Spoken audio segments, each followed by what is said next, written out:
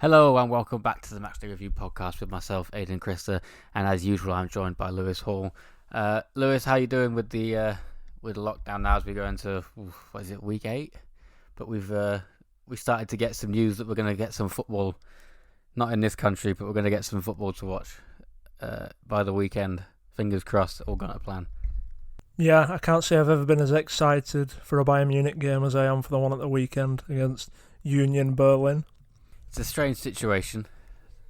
Looking forward to a Union Berlin playing football in front of nobody. But in the current situation, you know, we'll take what we're given, I suppose, at this point. You know, because there's no fans, there's not going to be any atmosphere, there's not going to be the raucous emotion in the stadium that there would be for any other game normally before all this has happened. Do you think watching a lower league Bundesliga game it'd have the same pop as it would do as watching Bayern Munich and the quality of stars that are on that field in red? I don't know. At this rate, football is football. It's baby steps towards, I suppose, normality, isn't it? I'll take it in whatever form I can get, I suppose. Obviously, we've had experience of watching behind closed doors games before. Quite recently with Champions League games and Europa League games. And for some reason, it did seem to kind of highlight the class of the players on the pitch. You mentioned watching the Man United last game that without the fans, last just had absolutely no chance because the quality of the two teams is just almost emphasised by the fact that it's effectively a training match atmosphere. Yeah, and when Bruno Fernandes was knocking it around in triangles with the rest of the United team in that game, you saw the look in the last player's eyes of like, oh, this is going to be a torrid night. But I feel as though if two teams are similar, say if it was Werder Bremen against Mainz, would there be that disparity and would there not be a more competitive game of football?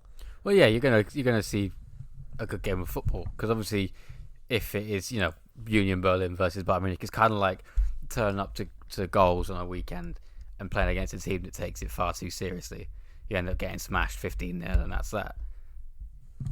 I'm looking forward to watching Bayern though, because you're going to get that quality of football that you expect from Bayern Munich, and they'll all be chomping at the bit and raring to go. I think the rest of England is in terms of wanting some football to watch. Yeah, we're recording this on Monday, so the Premier League are actually meeting at some point today to once again discuss Project Restart. Not sure where they got that name from.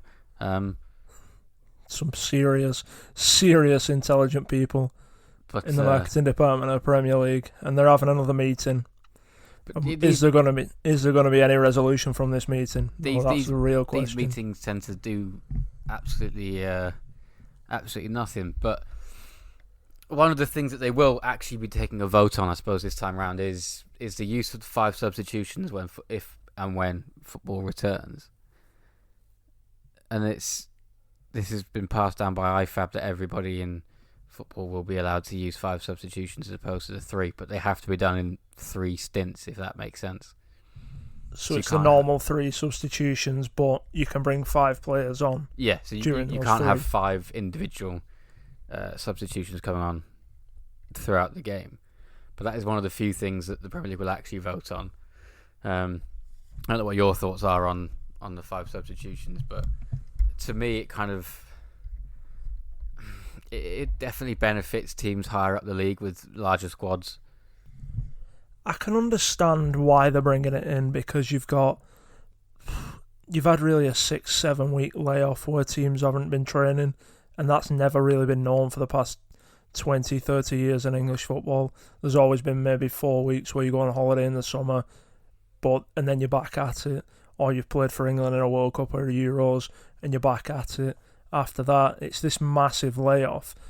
Players aren't going to be match fit, and there isn't scope or the ability to play friendlies or exhibition games behind closed doors, or even training games at the training ground because of the restrictions and all the struggle that it has been to just get competitive games on. So I can understand seeing that players will fatigue a lot more. You'll get players whose bodies aren't up to play 90 minutes straight away, so you'll need more substitution at that point. But I don't understand the three there's only 3 times you can make substitutions. If you bring in 5 players on, why not just bring 5 players on at any one time like you would? I guess the 3 times you're allowed to do it is to kind of try and keep it like the 3 substitutions in a normal game. You don't have to use all 3, do you? Well, yeah, there is also time wasting to it because say you're 1-0 up and you've got 3 subs left. You bring them on in the 88th, 89th, 90th, just roll them on slowly. So I guess it does kind of prevent that. You can imagine Jose Mourinho would be like, right, we've got 5 subs here, lads. We'll use 1 in the second half, and then if we're 1-0 up with 5 minutes to go, every 30 seconds is a new sub.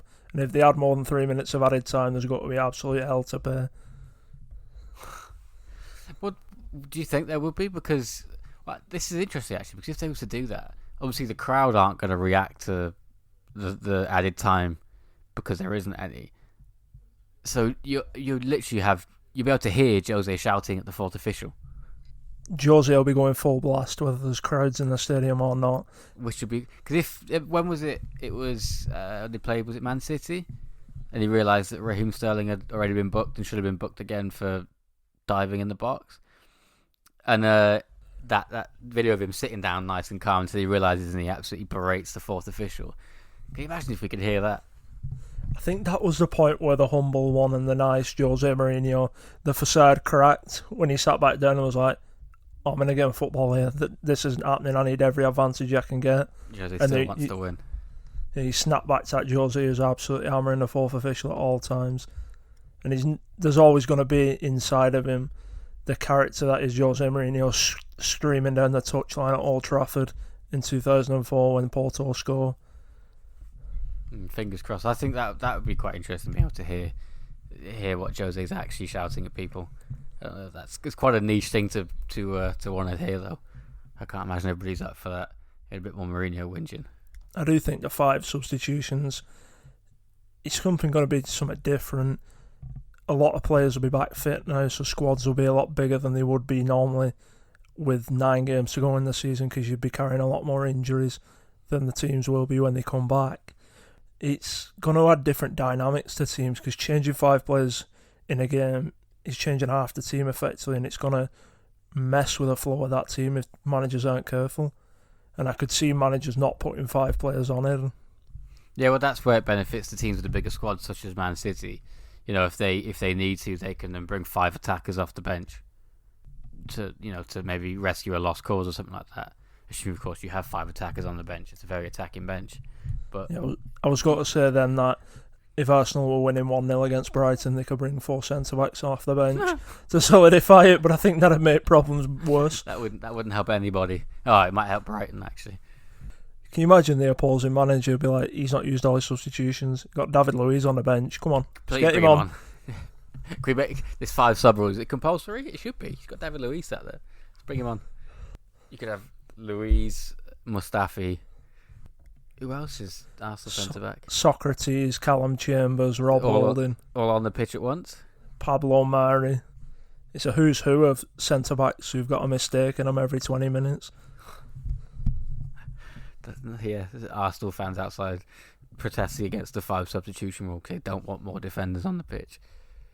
But another rule that has been thrown about in the papers particularly that could be changed, I suppose, for the end of this season is that the ability to scrap VAR as it is. At the minute, it's due to health and safety concerns. They don't want too many officials crammed into that room at Stockley Park. Being in close proximity with each other, watching games all day.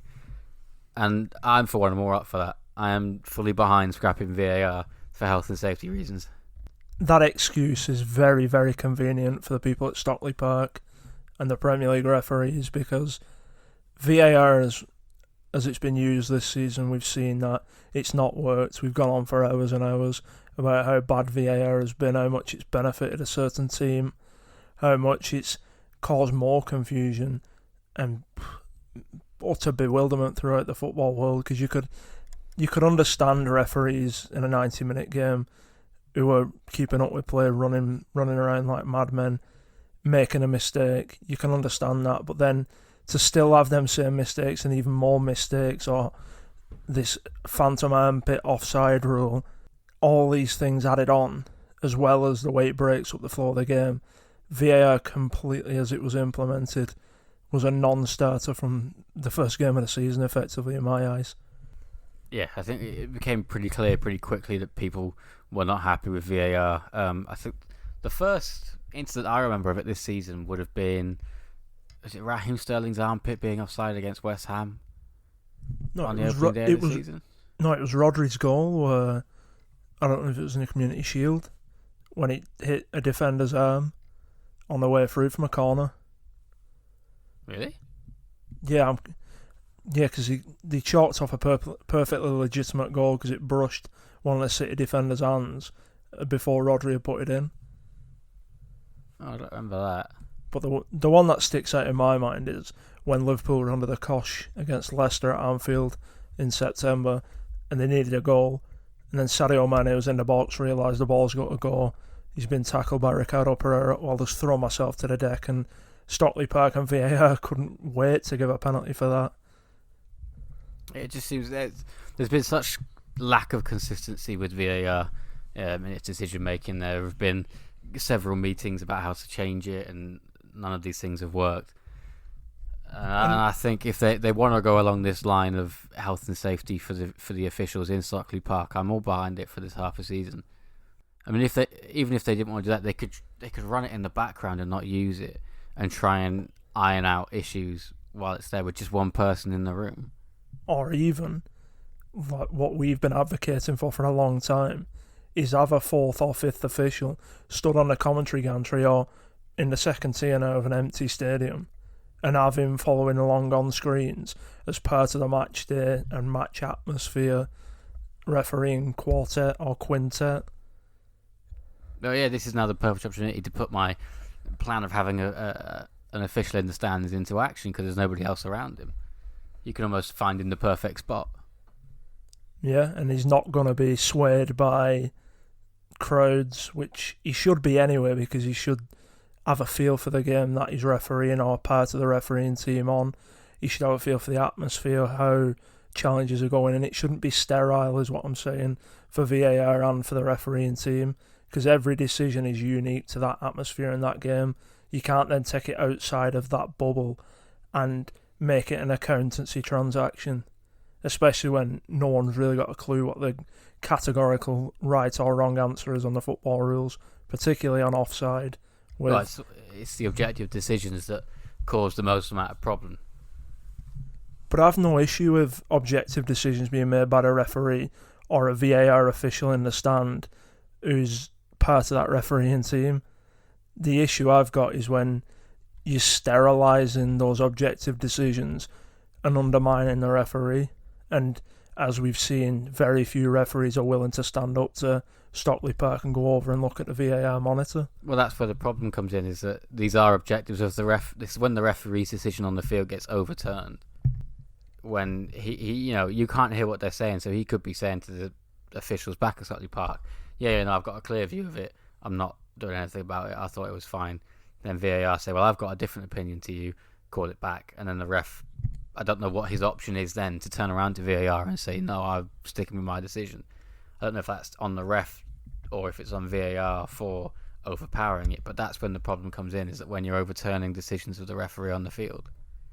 Because like you said, they have more of a feel for the game because they're there. And then if you're doing overturning the referee's decision against his wishes without him consulting a monitor, you're effectively making the referee obsolete and you're refereeing the game off a monitor in Stockley Park. Exactly. You have absolutely no need for the ref. He's just in the way then. And if you're reffing it from an eye in the sky. The only instance I have of a referee standing up to VAR was the Rashford's goal when Liverpool drew with United at Old Trafford, when Lindelof tackled Origi and Origi decided to throw himself on the floor like he'd been shot. Yeah, I mean, I think there must have been other instances where the ref, but I know exactly what one you're on about.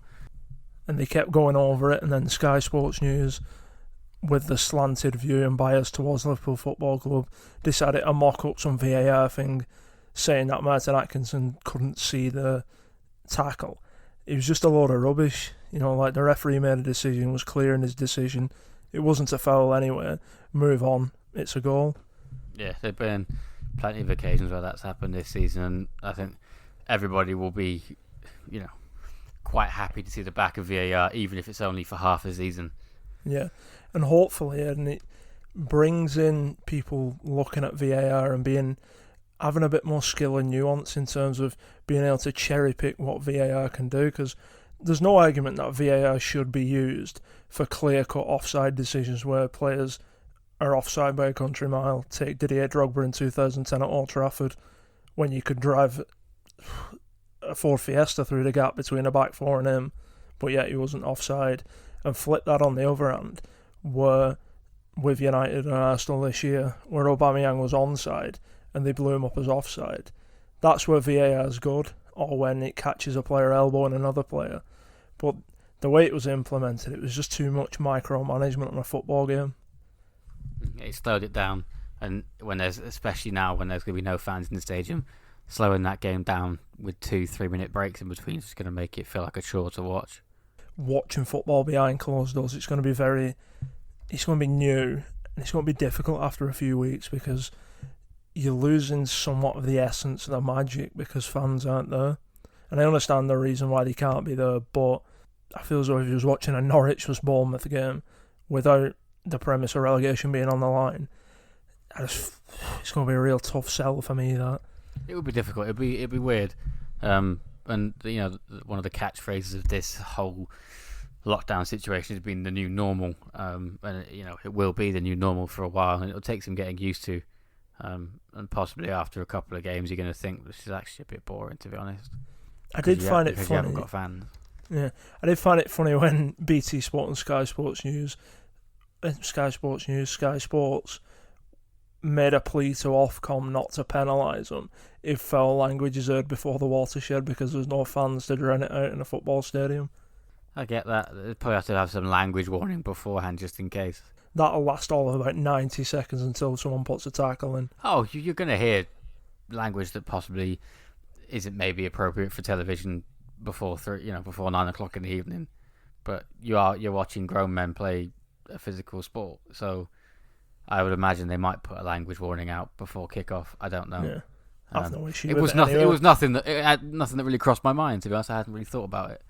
You're getting the authentic experience of what it's like to be on the pitch. Then you're seeing how players' emotions vary throughout a game, how players talk to each other. You might even see how teams organise in terms of talking to each other at the back by setting the back four and the line to move up and down to catch people offside. Granted, with a standard of defending in the Premier League this year, I don't think there's much organisation that goes on in a back four, but might be proved a bit different once we get back to it. You can have a field day on Gary Neville's Monday Night Football tablet. But you might also be able to hear the managers a bit more on the sideline. And in the news this week, there's been talk of Fabio Cannavaro coming over to the Premier League and trying his hand at management over here. He just won the Super League in China. He was on the verge of getting sacked, wasn't he? I think that was something to do with the fact he took the Chinese national job without consulting with Guangzhou Evergrande and did 2 games with China, lost them both and got fired from that, and then went back to Guangzhou Evergrande. But he is obviously, he's the last defender ever to win the Ballon d'Or, so maybe he could bring something, if he could bring that defensive rigidity to a team in the Premier League. You just mentioned the lack of organisation and defences. It could be, he could be a success for maybe not a top club, but a middling Premier League team. Yeah, true. But is the appetite there for Fabio Cannavaro to come to the Premier League?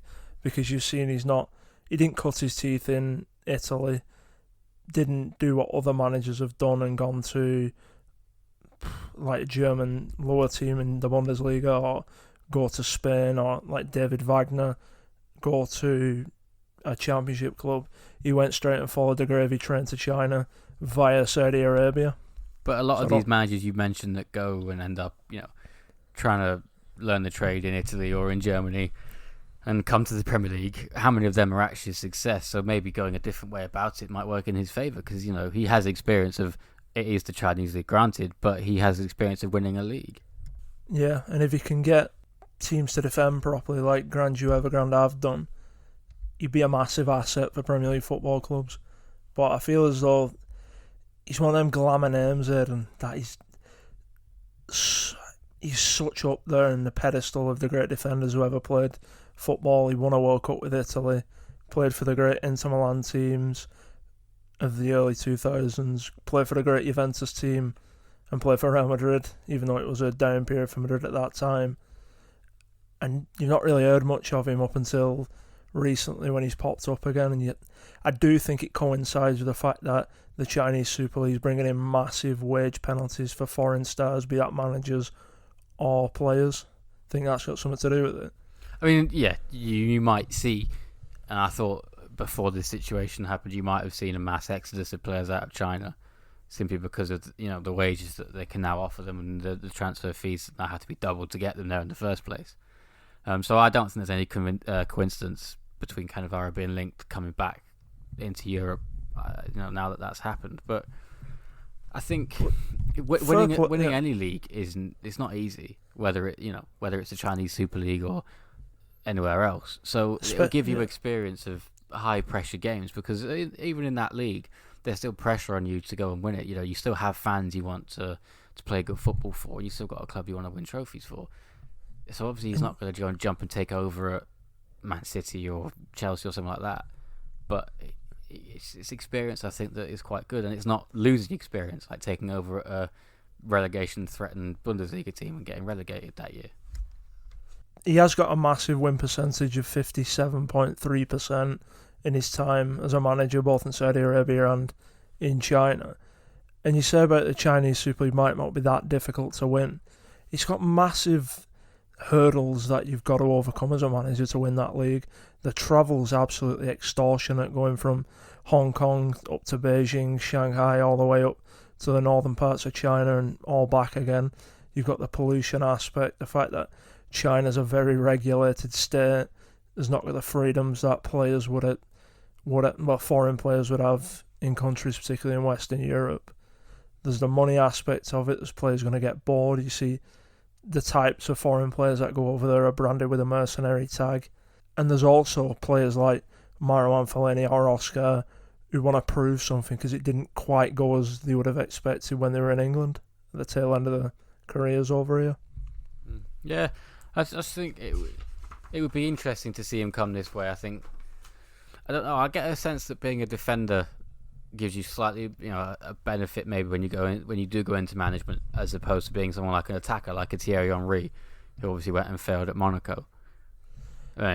Take Gary Neville out of the equation, but particularly as a centre back in such great teams, playing against the best that ever played the game, when he was at Madrid or when he was at Italy, you have to understand the game and have the ability to read the game as it's progressing and how it dynamically changes throughout the course of 90 minutes. It's not like an attacker where you can pop out of the game for 60 minutes, then pop up, score a goal, and then everything's remembered. As a defender, you've got to be on 90 minutes at a time.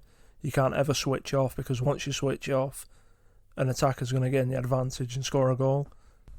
Yeah, I just feel like being a defender gives you that benefit when you go into management. So personally, I could see him going to the Premier League.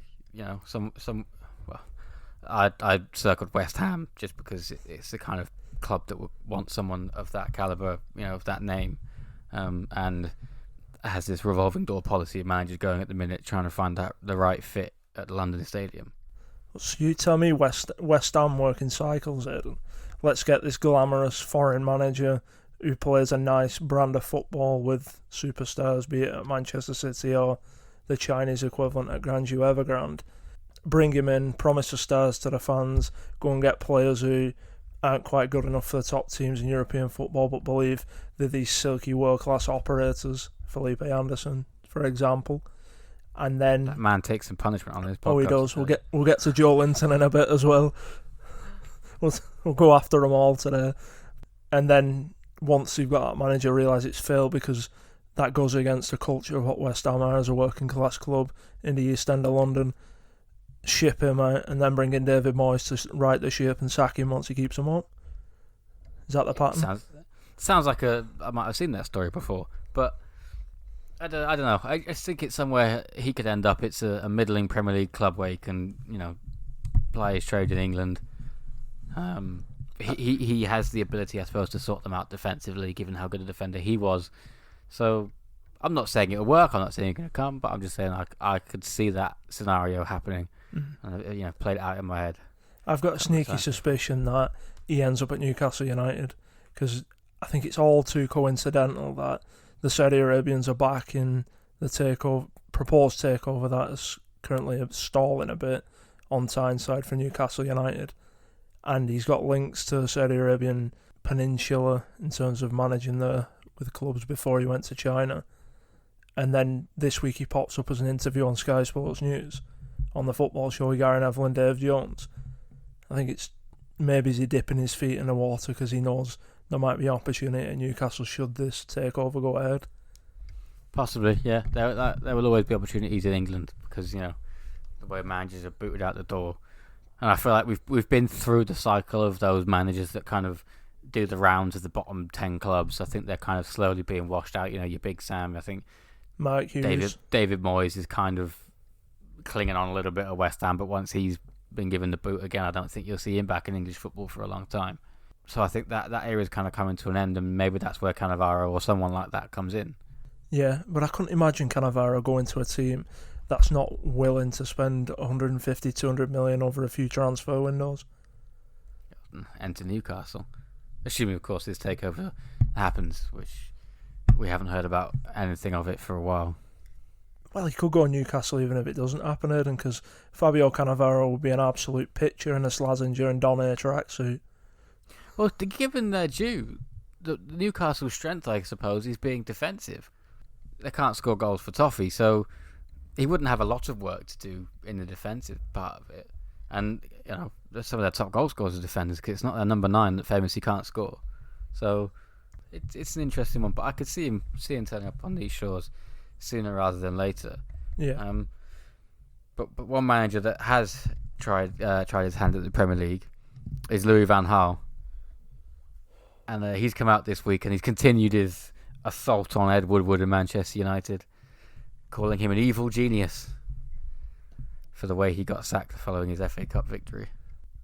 Well, everybody knows the way that Manchester United went about sacking Louis van Gaal before the FA Cup final and then immediately after, showing utter lack of class, which you wouldn't usually associate with our club. It just still doesn't sit right with me in the way that he was sacked, and also still doesn't sit right with the fact he got the job in the first place, because I said when we appointed him it wasn't the right option. He'd been out of top end club football in Europe for 15 years, didn't really do anything at Barcelona when he was there, and only really achieved something at Bayern Munich because of the team that was built before he got there. Was he in charge when they got to the final in 2010? 2010, yeah, and got taught a lesson by Jose. Yeah, lost 2-0, didn't they, in the Bernabeu? Yeah, never really even laid a glove on Inter Milan that night. It was just a wrong appointment, and particularly that season was just a complete calamity. We spoke about in a previous podcast how David Moyes may have got a bit of raw end of the deal, but didn't help himself in terms of the way he acted and way he went about trying to manage Manchester United through the most difficult transition world football will ever see. To then go and get Louis van Gaal, who couldn't start until the end of July because he was in the World Cup with Holland. I understand. And got all the way to the third place playoff as well. And I understand he's got prior commitments, but we're not talking about Pep Guardiola here. We're not talking about Zinedine Zidane or Vicente Del Bosque in his prime with Spain. We're talking about Louis van Gaal, who really hadn't won anything for a very long time in club football and hadn't really had a track record of building a team with money, because the Ajax team he built all those years ago was built through youth, and United, as we saw, because he tried a litany of youth players during his time at United, clearly the academy had been neglected so much there wasn't that quality readily available to pick from the youth system. No, I think if he was in charge now, God forbid, with the way that you're seeing youth players, with the way that youth players are coming up through the academy now at Man United. Obviously, you've got he obviously gave us Marcus Rashford. You got Mason Greenwood coming up, and there's a lot of players that are highly touted in that Man United youth system. Would it be a bit different because he does like the youth approach? No, because I think his formulaic approach to football is outdated and has been outdated for a long time. And you've even seen Jose Mourinho was a far better tactician as a manager and a far better man manager than Louis van Gaal ever was, be found out by the fact football isn't played to a rigid tactical formation or in a formulaic manner anymore. There's so much freedom, particularly with attackers and wingers, all these hybrid type players who move around and play in between the lines. I'm not saying it'll never work if you played 3-5-2 and it were very formulaic, but I feel as though football's moved on from people like Louis van Gaal. Yeah, that's kind of been a vogue subject for the last 2 or 3 years, isn't it? Has football passed these certain managers by? You got the recent talk of Mourinho being left behind, and football's moved on to this almost high energy. I don't know if I don't want to call it unorganised because it's not. It might look unorganised. Fluid and dynamic are the words I'd use. Yeah, I think fluid is probably a good one, and that players are more free to move wherever they want. But it's still in a system that they've worked on. They will still take certain paths that they've worked on throughout the week, rather than your winger stays on the right wing and goes up and down like a train track. Yeah, and I can understand why Louis van Gaal took the job at Manchester United. You're never going to turn a manager's job at United down. He was just all wrong. Going back to, you sacked David Moyes in April after the defeat at Goodison Park. You then put Ryan Giggs in until the end of the season. There's that famous line from Full Time Devils. And you give yourself that 4 weeks, 2 months to find the right manager. And United could have gone and knocked on any door in world football, apart from Pep Guardiola and apart from Jose Mourinho at Chelsea. And they'd have got any manager at that point because the expectations are lowered because of what's happened post-Ferguson with David Moyes. And people will see it as, I can get this team going again. It's not that far away from winning the league. Yeah, that period was difficult. It was almost lurching from one disaster to the next. And yes, there were, under Louis van Gaal, there were some good wins, especially against the big teams. He did get them back in the Champions League, but ultimately the football was just drab. United became a bit of a laughingstock throughout the Premier League. And then he had his own little meltdown by giving Big Sam his tactics on a piece of paper. Oh, man. Big Sam would have been the reverse of Sir Alex Ferguson with a Rafa Benitez facts episode. You can imagine Big Sam just sat there with a pint of John Smith laughing at him. Not bothered that he lost the game particularly, but Louis van Gaal was giving out his tactics on printouts to journalists in his press conference. And then he had the complete meltdown over the mince pies in a press conference. I remember that one. That was pretty funny. Enjoy a mince pie. For me, Manchester United are the biggest club in world football. You can argue about Real Madrid, you can argue about Barcelona, Bayern Munich. It's a toss-up who's the biggest out of those 4 clubs. But no manager of those other 3 clubs would ever be allowed to wait till after a World Cup to take that job. You saw it with what Madrid did to Spain with Julian Lopetegui. They took him before the World Cup. Like 2 days. So if Louis van Gaal wasn't committed enough to Manchester United to say, all right, I'm not going to go to the World Cup with Holland, you got to go and get someone else, Aidan. You really have. And I feel as all this stuff that's coming out at the moment from him in terms of quotes about Ed Woodward, time's passed for that. You should have said that right after it happened. Now, granted, there'll be an NDA and he couldn't come out because he'd lose his money from being sacked. But at this moment in time, particularly with what we know about certain individuals in the British press who are now working for Ed Woodward in terms of boosting his PR, you're playing into the hands of the press.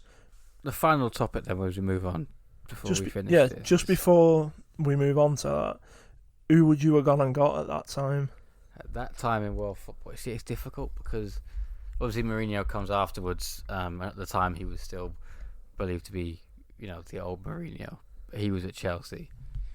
Guardiola was obviously well on his way to Manchester City at that point. He wasn't there yet, but he was on his way. It's tough. There's one name who sticks out for me. Do you keep it in-house and, maybe, the old saying is give it Giggs the end of the season. And we've seen what Ole Gunnar Solskjaer's done with Man United because he knows the club. Maybe that's what it needed. Maybe it needed someone like Giggs to stay the ship for a year and pump people in the right direction. And maybe, snap the board out of this gung-ho, scattergun money approach that they took for the next 2-3 years. Because he wasted so much money on players that were never good enough or the right fit to play for Manchester United. But for me, it'll always be Carlo Ancelotti. Should have been the appointment after David Moyes. Has he just been fired by Madrid, or was he still there for a year? I think he was coming to it. He was coming to the end at Madrid at that point. I think, he must have been going into his last season. So you're still looking at that summer. He's still contracted to Real Madrid. And he's just won La Decima, so you're not getting rid of him that summer. I think you could have got him after La Decima. I really do. Because Madrid would have been like... Wait, was? Alright. It was La Decima that year. I'm getting my years very, very mixed. I'm trying to picture the kits that they were wearing. 2014 La Decima and 2014 World Cup. Yeah. I just feel as though Carlo Ancelotti was the one man who could have righted United ship at that point. Could be wrong, and like you say, maybe keeping it in-house, because like I've always said, the only people who thrive at Manchester United are people who know the club and love the club and understand how the club works, the heartbeat of the club, the soul of the club. And maybe just giving it to Ryan Giggs at that point would have been right, but maybe you never then get to Ole Gunnar Solskjaer and what we're building today. So all if buts and maybes. The world will never know. But I'm quite happy with where we are today in terms of we've got a plan, got a structure, and got a team that's moving forward and starting to play very incisive, beautiful attacking football. Yeah, and hopefully long may it continue, and especially going into the next season. But we've got one more topic we'll move on to, and lockdown has done some strange things to certain people. Some people have taken up reading, some people have been catching up on films and TV shows. Lewis, you've sat down and you've tried to restructure the entirety of the Football League. Yeah. I don't know what more I can say to that. Why? Because I keep hearing in the media that teams are struggling. We're going to have this financial Armageddon come August for the Football League teams. Teams are operating at 150, 160% more than their yearly revenue. There's this massive financial black hole. There's contracts that aren't back. Players are going to be effectively out of work and looking for jobs in other industries. And it's all because of the financial aspects of Football League and how much of a mess the Football League is and the National League and the Conference. Okay, so I've seen bits of this. You've spoken to me about some of it, quite a lot about the League Cup. But if I'll let you have the floor to explain what you've written down, because this is... And where this idea came from was not... I've been thinking about this pre the current situation we're in at the moment. We was watching a lot of Everton Colliery's games at the start of the season because it's close to where we're situated at the moment. And it came to my attention that they're in the Northern Conference Premier League and Northern Premier League, whatever they call it. It's in old money, it's the Conference North. And there's a little bit of an oddity that, knowing where you're from, Aidan, very far down south, that in the Conference North, a team called Gloucester was in the Conference North, playing against teams who were situated in the north of England. Now, we know I'm not the best at geography, given the Barcelona situation, and being absolutely amazed that there was a beach, considering it was in the middle of Spain at one point. Yeah, no, but you're a little bit better off knowing where Gloucester is.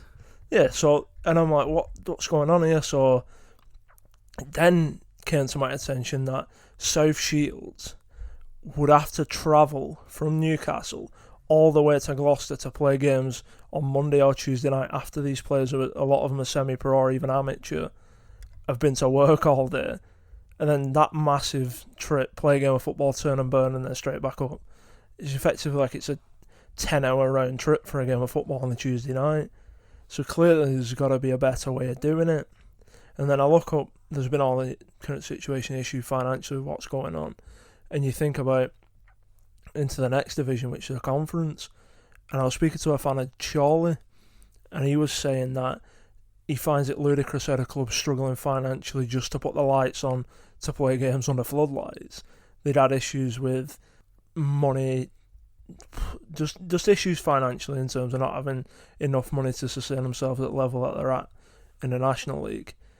But yet they were going to have to go and play at Dover or play at Ebbsfleet for people who were struggling to get by with normal jobs. And then they got to do all that extra travelling. And the same as you go up through to League 1 and League 2.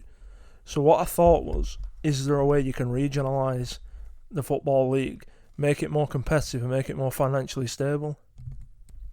I fully understand the notion of regionalising the Football League because it does make it easier, on the fans and the clubs. Travelling from, like you said, Gloucester up to Newcastle on a Monday night or whatnot is absolutely ridiculous.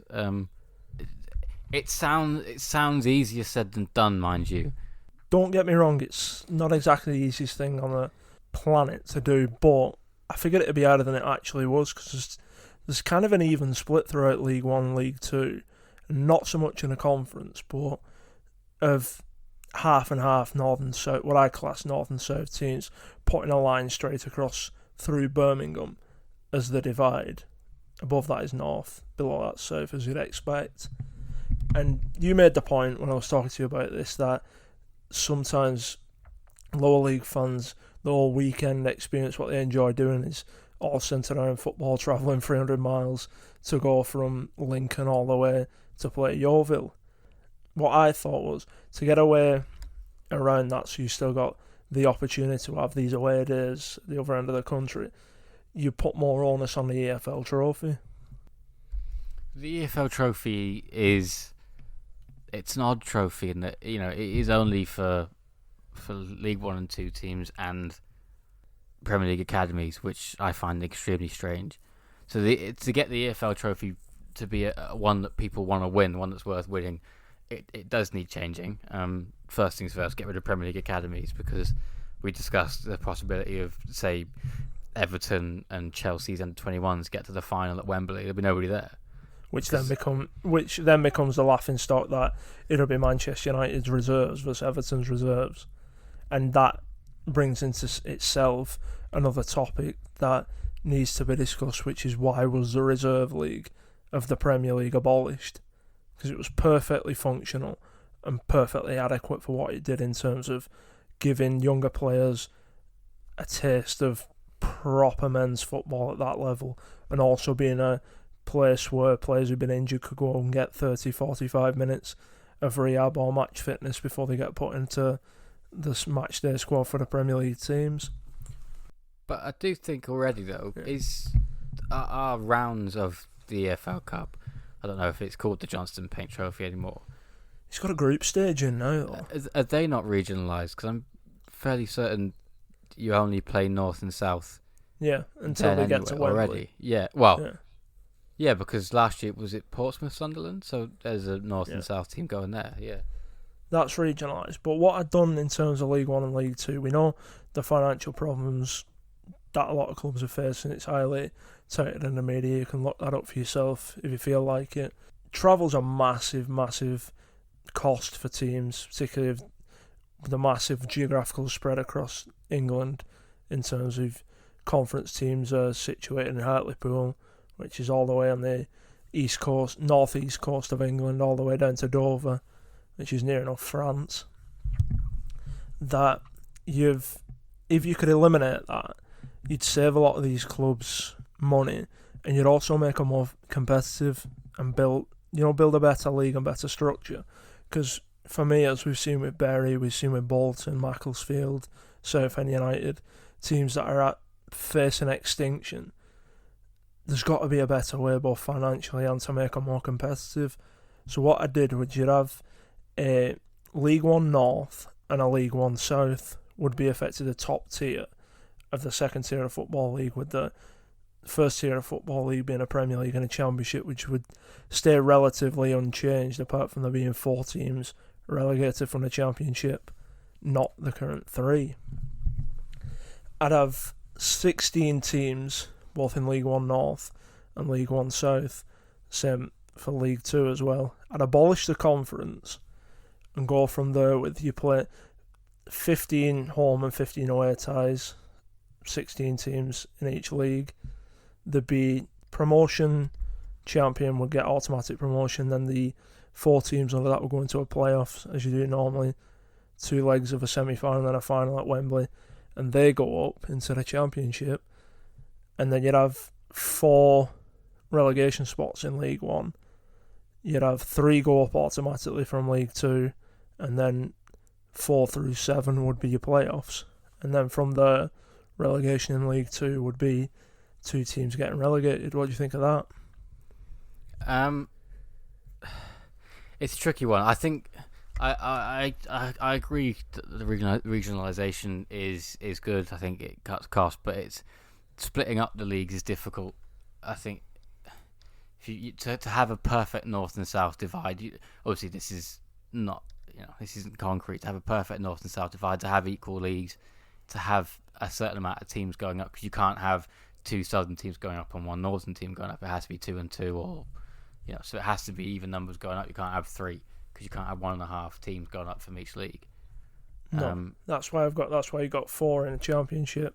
Yeah, so you have to have even numbers go up and down all the time, because it's unfair that in the Northern Division you're playing for 1 promotion spot, whereas in the South Division you're playing for 2. So the way you get around that is, in the Championship, everyone would know whether there was a North or a South categorised club. Yes, you'd have to even go as far as the Premier League, because you've seen teams like Sunderland drop down to League 1 and 2.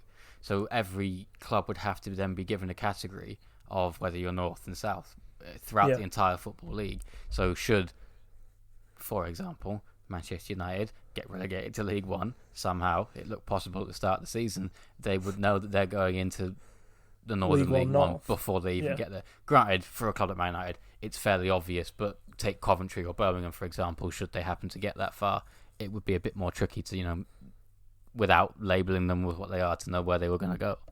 Yeah. And then what I propose to avoid, the 3 southern teams and 1 northern team being in the bottom 4 of the Championship, would be a dynamic relegation system where the 2 lowest point northern teams and the 2 lowest point southern teams would go down.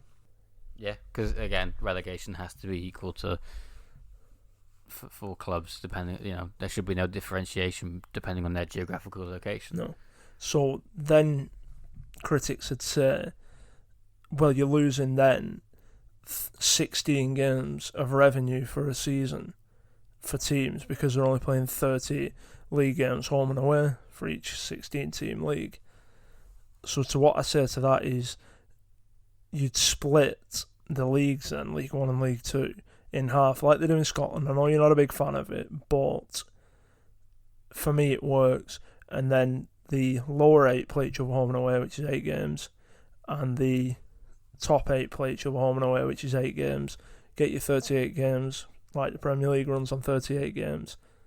So you're losing another 8 games you set there.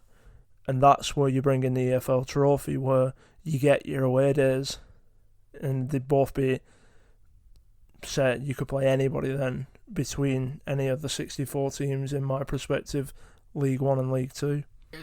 My problem there is you're losing 8 games, and so then you chuck in the EFL Cup. If you go out in the first round of the EFL Cup, you're still losing 7 games of revenue. I mean, obviously, I don't know how much money you saved by regionalising it, whether it works out that you're making up for the lack of gate receipts to 7 games because, for example, you're using less petrol getting from Gloucester to Newcastle. Easily going to save money there. Then it would add more. You say about, if you go out the first round, you miss losing 7 games, whatever. Because half the teams will go out in the first round. But then you add that competitive nature to that competition.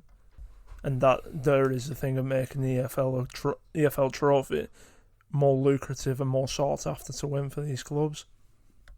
Is it though? Because the FA Cup has more games for the Premier League teams, but they don't want them. They're more than happy to put out lower teams so they play less games. True. And if teams are not looking to gain financially through revenue from because they've the saved EFL, it in petrol money, then they can concentrate on getting promoted. And losing the conference as it stands today, the National League, would be teams would say, oh, that's a massive issue. But it's not, for the way I've worked it out, and I put the league structure that I have up on Matchday Review after this podcast, that there's only 7 teams who effectively would get relegated from the conference as it stands today into the Conference North and South. And my argument to those teams would be, you're closer than you ever have been to the Football League, because you win promotion from an effective semi-pro league of the Conference North, Conference South, whatever they call it today, and go up, win that division. You're then in the Football League, and the riches that come with a Football League. It's a difficult one to work out fully. This is obviously you've only done a draft, so to speak, of it. This isn't an in-depth thing. You tried to fix the Football League whilst working at home at the same time, so it's not like it's finalised. But I mean, I'd like to say actually, if you're still listening, well done. Well, you tell me my. If you haven't turned off by now, congratulations. Yeah, you say my restructuring of the Football League is not riveting listening for the earlobes or eardrums, whatever. It's interesting when you go into it, because you will constantly get problems that pop up, like losing 7 games a season, or the fact that semi-pro league is now only 1 league away from the Football League. You're diluting the quality of the Football League when they get there. Things will always pop up, and I think taking it the angle that clubs are constantly losing money and betting red on the Premier League for the riches that come with that, something has to change at some point. And I think now more than ever it's being highlighted that these clubs are running on the means that they no longer have. Yeah, and I'm just using a bit of creativity, come up with an alternate option for teams to make themselves more viable and sustainable, whilst also not taking away or adding extra hurdles to get to the Championship or the riches of the Premier League. And hopefully if clubs were regionalised like that, you'd have younger players who'd be able to play more in the first teams of these teams and be able to bring academy players through more than go and getting your established 32-year-old seasoned pro at that level. Yeah, and I'm all for the use of academy players, but my one gripe was your angle on you somehow became pro League Cup. I wouldn't say I'm pro League Cup, and I was just thinking of a way that you could kind of add more games so that teams aren't losing some what would be effective 10, 12 games a season. And what I thought was the League Cup would become a 9-round competition now, and I've worked it out how you bring in the Championship teams in the 4th round, then you bring in 12 teams from the Premier League in the round after, nothing the round after that, and then the top 8 come in at the quarter-final not the quarter-final, the last 16 stage. And it then puts added emphasis on getting into European spots in the Premier League, taking away all those effective, nonsensical games that Premier League teams find a bit of a chore early on in the season, particularly when they're trying to get established in the Champions League or Europa League group stages. Again, though, I have a few problems. So the first, so you propose that the 4th round is the round the Championship teams enter. Yeah. So for the first 3 rounds, it's the EFL Cup effectively. You're whittling away half of the Football League in the first 3 rounds. Bear with me, I've got it wrote down in this book. We actually have notes. This is the first. Organised notes that I could put my hands on straight away. It's a MatchDayReview podcast first. It's a miracle, one could say. But I'll go 64 League 1 and League 2 teams. Would then come down to 32 and then come down to 16. You'd add your 20 Championship club, 20? That not be 24? I think I've shot myself in the foot here.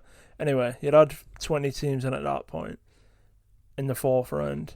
You then would add the 12 Premier League teams in the 5th round. nothing in the 6th round, and then the last 16, which is the 7th round, you'd add your 8 Premier League teams in there. Okay, so you're adding the 8 biggest, I would assume, Premier League teams already at the last 16 stage. Who were the last winners of the EFL Cup? Manchester City. And the season before that? Manchester City. And the season before that? Possibly Manchester City. And the season before that? Possibly Man United. Okay, so you're giving these teams an even better opportunity of monopolising this cup that other teams just simply aren't interested in because they can't compete.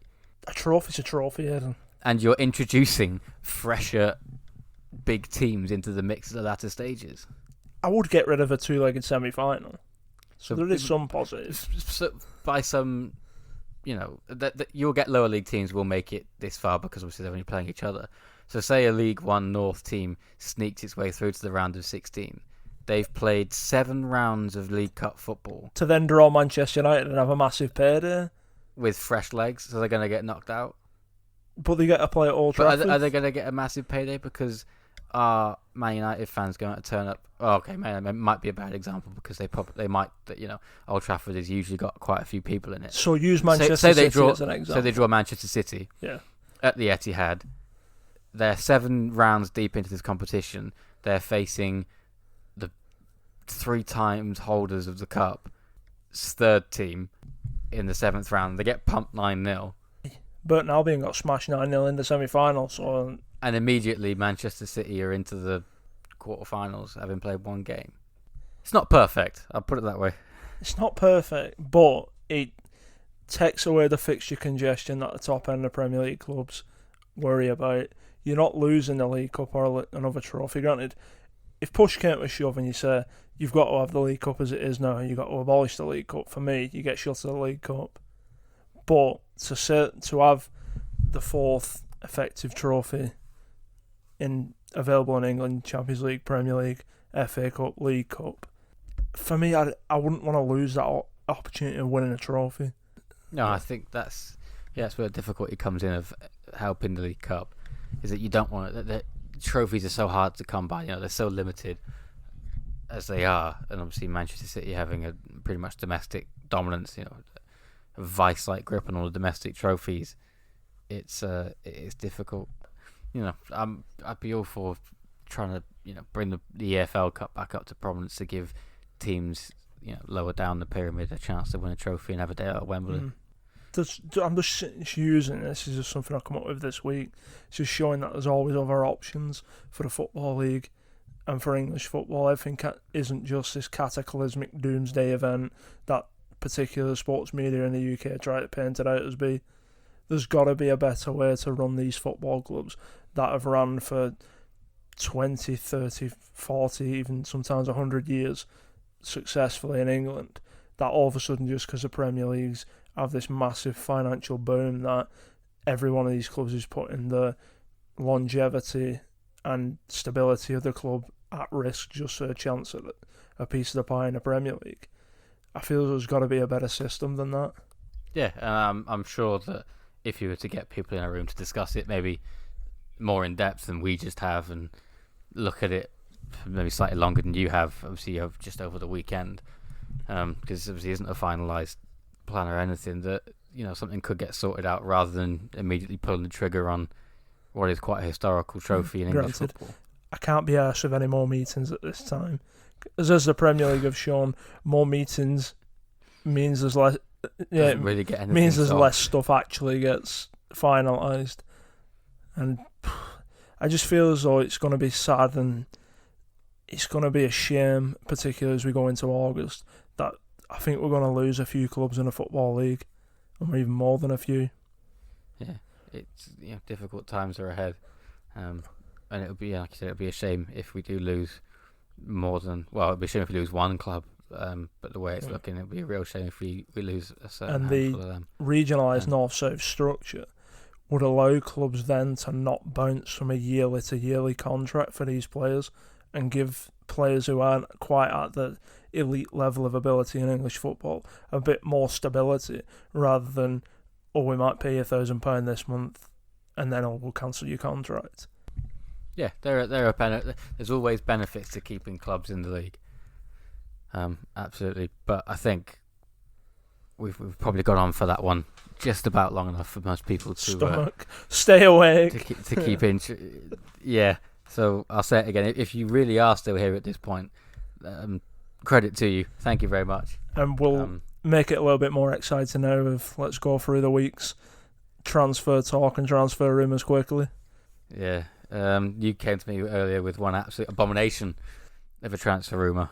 So this isn't from me, this is from Sky Sports, and you can tell that the journalists are getting a bit bored. And it is? Declan Rice to Real Madrid. It's a shocker. That's one of the worst ones I think I've heard in this entire time of lockdown, because we've seen... Aiden's just speechless. We've seen some, but this is shocking. Yeah. Real Madrid are looking at West Ham in the Premier League as a way to solve the non-existent midfield problems and a way to improve on a midfield. That includes Casemiro, Toni Kroos, Ranieri, who they've just signed from the Copa Libertadores champions Flamengo, Fede Valverde, Luka Modric. Do I carry on? I don't think I could picture any West Ham player turning up at Real Madrid. Even in history, I don't think I could. Okay, maybe Di Canio. Or Carlos Tevez or Javier Mascherano. No, I don't think that. No, I couldn't even see Tevez there. I couldn't even see Carlos Tevez play at Real Madrid. I just feel as though sometimes with these rumours you see in the papers or you see on Sky Sports News, it's just like, lads, come on, who you try to kid there for clickbait? It must be the tombola effect. Pull out a name, pull out a club, put them together, you got yourself a headline. It's just madness. I understand that Declan Rice will be on the move sooner rather than later, but there's only one club he's destined to go to, and that's join Chelsea. And can't blame him, because he'd improved that midfield. He is a good player. I just think he needs that experience playing with a lot better quality players around him than what he has at West Ham at the moment. Have you got another one? Was that the only one? No, I've got Sané to Bayern Munich on a free transfer. Well, that's been running on for ages, isn't it? That one's pretty. I think we're pretty done with that one. That we think that one will happen and should have happened last year, but for the knee injury, obviously got his knee injury in the Community Shield. You've got Newcastle are the it club at the moment in terms of they might be getting some money if this transfer of ownership goes through and they get the new owners from Saudi Arabia. And you've got Odion Igalo being linked to Newcastle because Shanghai Shenhua aren't willing to honour the obligation to buy to Manchester United for 15 million at the end of May. And you've got Gareth Bale to Newcastle because, granted, they can't link him to anybody else because no one's interested. This Newcastle takeover must have been a godsend for journalists at this point, because it gives them something to speculate about in that will it happen, won't it? Because, this is Newcastle, and despite the fact of how far along it is, there's still a chance that it won't happen. And I would probably say to Newcastle fans, this 2 or 3 weeks of not hearing anything probably isn't good news. But then it also gives them the speculation of, we can just link any footballer in the world to this club now because they're going to be worth billions. It's just like the gravy train for journalism in terms of clickbait and transfer rumours, because they link everybody and everybody to Newcastle now. And the last one I seen this morning was Liverpool and Atletico Madrid are interested in a straight swap deal for Thomas Partey for Alex Oxlade-Chamberlain. Yeah, I saw this one, and we discussed Thomas Partey, didn't we, a couple of weeks ago, and I said, whilst Atletico, you said that they could probably soak up losing someone like that, it only takes that one person in the system too many to go before your system completely changes. And I think Partey for Alex Oxlade-Chamberlain, to me, it makes no sense. Especially when you saw what an integral figure Partey was in nullifying Liverpool's attack in the Champions League round of 16 game. Well, even that, Alex Oxlade-Chamberlain he's a serviceable, good player in his own right, but he's nowhere near the same type of midfielder as Thomas Partey was. I mean, he was a winger. And also nowhere near the level of defensive ability that Thomas Partey is. Thomas Partey is phenomenally underrated. And the way he reads the game, the way he navigates out of danger, the way he reads danger before it becomes a massive problem for his centre-halves or his defence. And he does all the dirty work that you don't see unless you're looking for it in a game, which is cleaning up, marking space, playing different areas of the pitch without the ball as a defender, which I think's a dying art, particularly in European football at the moment, of people who have that defensive intuition, is the word I'm looking for there. Yeah, that's what I'm saying. Alex Oxlade-Chamberlain is in no way a defensive midfielder. He's he works hard for the team, but he's just not a defensive midfielder, and that is where it makes no sense to me. Don't get me wrong, I wouldn't surprise me if Liverpool did go in for Thomas Partey, because he's the type of world-class midfielder that would elevate that midfield, and you could push Jordan Henderson into one of the number 8 positions in a 3. You'd have the other side, you got Gigi Wijnaldum, or even Oxlade-Chamberlain, and have Partey as that anchor who's sitting, spraying the ball to these players who then will add the high energy and go forward in terms of servicing the attackers in that Liverpool team. Granted, as a United fan, I don't want Thomas Partey to sign for Liverpool because he's just improving an already exceptional team.